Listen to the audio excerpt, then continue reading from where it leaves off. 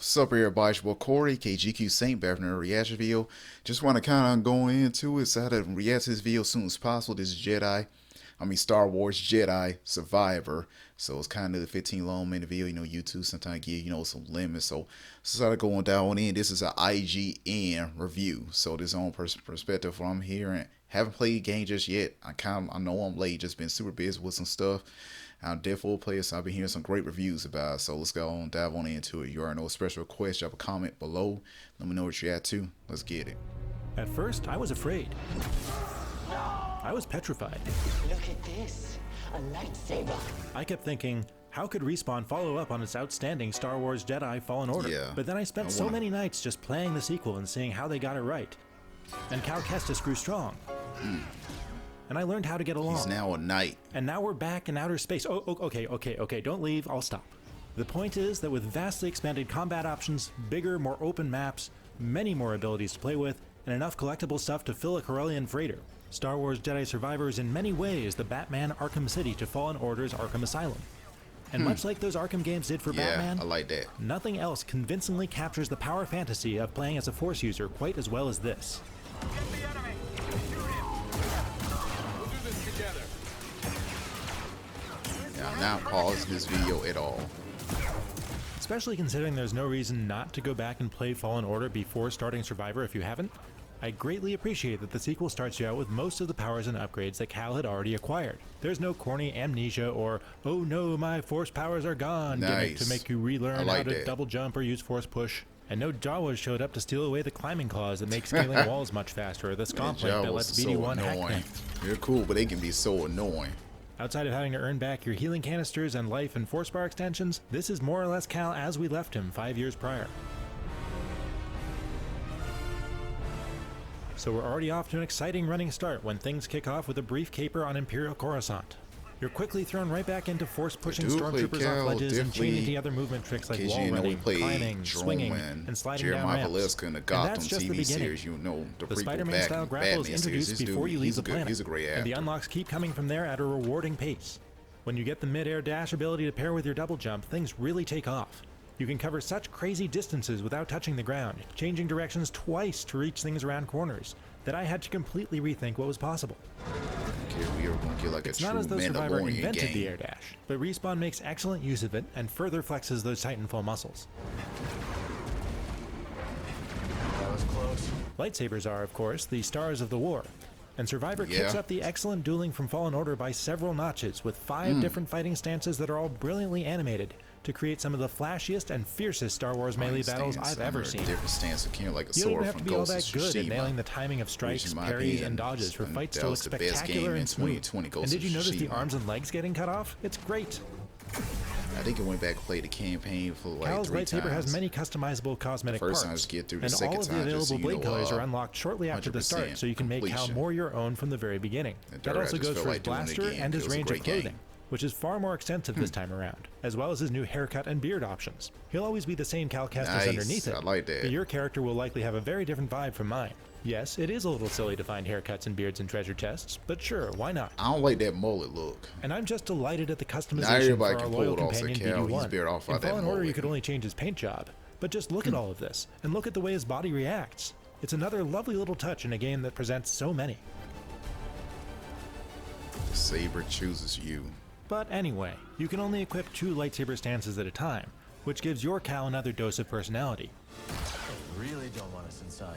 So after dabbling in the single, double-bladed, and dual-wielding stances that carry over, I settled on the 2 new ones. The Kylo Ren-inspired crossguard style is like a slow and heavy broadsword. I actually It's looked up the great for reason why hammering it's a stunned crossed target into because, the floor, while the blaster I style think lets the you dispatch crystal's small cracked, enemies that's without why. having to close the gap. It is quite literally a blast. Wear them down. They pair nicely with the expanded set of force powers that allow you to do things like this. You can, of course, swap out your stances at any meditation circle, but each stance has its own skill tree, so you're encouraged to specialize. By the time I reached the second half of the story, I had my clear favorites and no regrets. The story does the job that it needs to do well. Get you from one exciting action scene to the next. Good. Quite literally by accidentally Nice. falling into it, Cal finds himself in a race to locate what's effectively a map to a lost treasure planet. We should check this out. That's very much in keeping with him as the Nathan Drake of the Star Wars universe, What is this?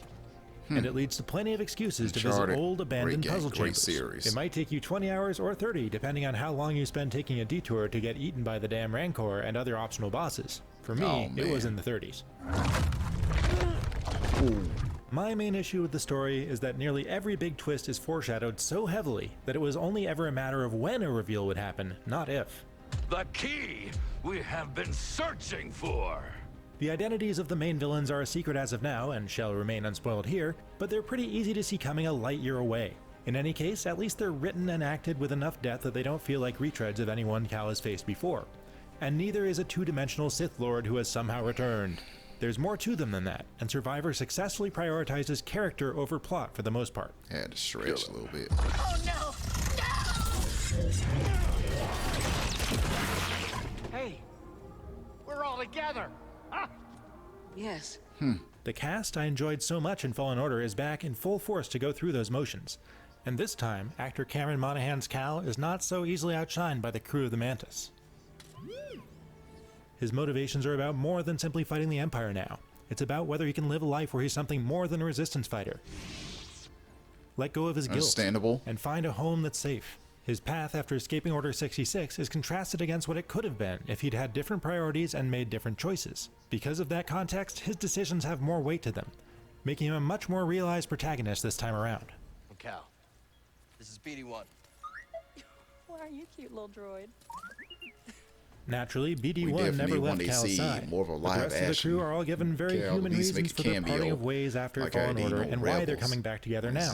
I also surprised when I saw that in the Mandalorian. See her? Grease's lovable cantankerousness made him a favorite. You missed the Mantis, huh? Sure, I was worried about the kind of abuse you were putting it through. And he's happy to deliver more of that, along with some sage wisdom, while carefully avoiding overuse of his catchphrase. All right, make like a rock and quit moving around my cabin. Marin returns and immediately rekindles the romantic chemistry between herself and Cal, I missed you, Marin. and riding her teleporting coattails leads to Survivor's single most thrilling action sequence.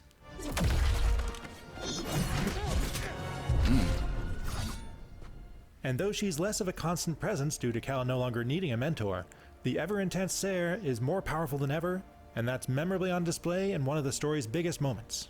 We both have our roles to play in this struggle. Aside from a large cast of colorful alien side characters, the other new member of the group is Bode. He is a friend. It's so nice to finally meet you. He's another roguish mercenary type who, much like Cal did in Fallen Order, initially comes off somewhat blandly as the two bro it up to establish the friendship they've struck up fighting the Empire off-screen together. As his backstory is fleshed out, however, he does become a more interesting companion. I don't get to see her as often as I'd like, but at least I can provide for her. Fighting alongside allies on certain story missions this time around is a treat, especially watching Marin blink That around the voice battle and sound pick very off targets. familiar. It kind of sounds like Charles from Red Dead Redemption 2. They don't need babysitting because they can't be hurt, but you can have them prioritize an annoying enemy. Beyond that, they're only really used to open up paths for you to reach new areas when prompted. How's this? But their banter and companionship definitely liven up scenes in a way that BD-1's adorable bleeps and whoops couldn't do alone. Here's some for me. Of course, with new friends must also come new enemies. And following a whole game Oh, of she battling survived. mostly Imperial Inquisitors, it's a relief to see that the Empire's role here is more in the background. Their parade of trooper types and security droids are mostly here to provide variety after you've been fighting the main enemy army of raiders and their salvaged separatist battle droids. It's a clever way to plausibly merge the original and prequel trilogy enemies together in the same game. There's also no shortage of beasts that resemble what we saw in Fallen Order. No matter where you go in the Star Wars galaxy, it seems life always finds a way to make giant bugs and big angry wampas. Oh, that was dope. It's a good mix of enemies and subtypes that builds on the previous Golden game's already respectable lineup. Squirtin'. Alien And when I version of found myself in the Scorpion. middle of a fray where different factions are With battling 3 it out, stingers including any at weak-minded his foes I tail. temporarily forced confused over to my side, it's a great time. On the subject of creatures, one of Cal's many new abilities is to ride mounts. Though that isn't ever really used for much besides galloping across big empty areas slightly faster than Cal could have run on foot. There's also a flying animal that can be used as a glider, though only at very specific points, so it's not much of a game changer either, but it does play nicely into environmental puzzles. Speaking of environments, this journey takes us to a handful of never-before-seen planets, some of which are expansive and include a variety of extremely different areas within them. With the new home base world of Kobo, for instance, has everything from grassland to swamp to underground facilities, a crass separatist ship, and even its own version of Cloud City. They're far from the typical Star Wars one-note worlds like Tatooine or the forest moon of Endor. There's places in ruins. Every time I entered a new area, I'd circle the camera, looking for telltale signs the level designers leave to indicate a wall is runnable, a ceiling can be clung to, a crack can be squeezed through, and more. These levels are meticulously thought-out puzzles in and of themselves, and only rarely did I run across something that didn't feel intuitive or fair once I took into account all of the tools at my disposal. I'm on, Gabs. Considering that this adventure is roughly equal parts combat and puzzle solving, the fact that there's such a broad selection of types works in its favor. Puzzles that deal with directing energy beams and even painting paths are clever and well done. On par and sharing some ideas with a lot of what we saw in God of War Ragnarok last year. They aren't groundbreaking in their design, but they're consistently fun nonetheless. Starting to think we're in the right place. Throughout it all, Survivor is a gorgeous game with beautifully detailed environments and characters. Graphics are beautiful. And perhaps as a result, not one of the best performing. My PS5 playthrough saw some fairly gnarly slowdowns from the expected 30 frames per second in 4K quality mode, especially when fighting around smoke or fog, which made timing my parries and dodges difficult. Disappointingly, even the 1440p performance mode, which most of this review footage is recorded in, isn't close to holding a locked 60 frames per second. I also saw a few crashes and bugs that forced me to quit and reload my saves to progress. EA says the day one patch will come with improvements on all platforms, but if history is any guide, it might take a little while before that's completely ironed out.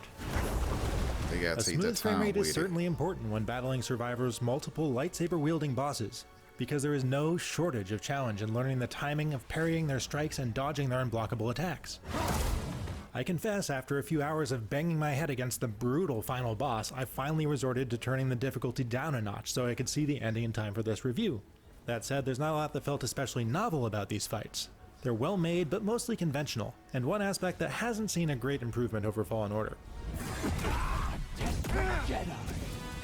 When it comes to tracking down those bosses in the first place, I certainly appreciate that the Jedi games give you a map, but it does leave something to be desired when it comes to usability. Just like in Fallen Order, this seems so dedicated to the idea of resembling a light blue Star Wars hologram that it's not always easy to figure out what you're looking at, and the directions its waypoints give you aren't always accurate. However, its dotted lines were generally good enough to point me in the right direction when I struggled to find a path forward or was feeling lost. Also, this time Respawn has granted us the ability to fast travel between save points, which feels like an act of mercy when the objective is on the other side of one of these large labyrinthian maps. Good. They're dense too. Survivor is packed full of things to do around the edges of the main story, including bounty hunters and legendary creatures to track down and kill, combat challenges, and more. Some of those are seriously tough, even on the default Jedi Knight difficulty. On top of all that, there's just an intimidating amount of stuff to collect. And yes, there is a New Game Plus. I'm sure the Emperor won't mind if I deliver you to him in pieces. What? Star Wars Jedi Survivor takes what Fallen Order achieved and wall runs with it, then double jumps and air dashes straight into an epic lightsaber battle. Rather than taking us back to square one to begin Cal's journey as a Padawan again, we're trusted with control of a full-fledged Jedi Knight, who we can grow into a master of superhuman mobility and fantastic and challenging combat. With a new set of larger, more diverse, and densely packed worlds to explore and a memorable cast of returning characters, Survivor tells a story that may be predictable at times, but is still fun and emotional to watch play out. Launch performance issues aside, it's a sequel that does virtually everything better than the original, which was already an exceptional Star Wars game. If Respawn makes one more like this, it'll be the best Star Wars trilogy in 30 years, hands down. For more, check out our reviews of Dead Island 2 take your time and Resident Evil 4 Remake. Don't rush it. And for everything else, stick with IGN. Copy that, Bravo.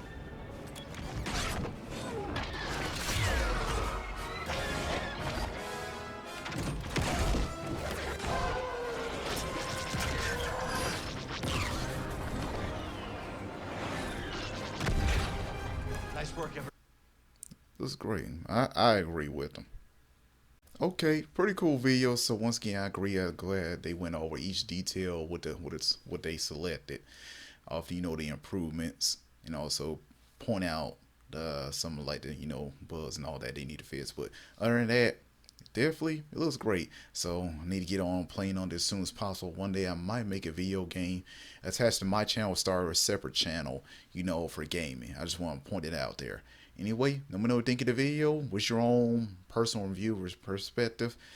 Yeah, you just want to hear, open the comments. Everything's open, free speech.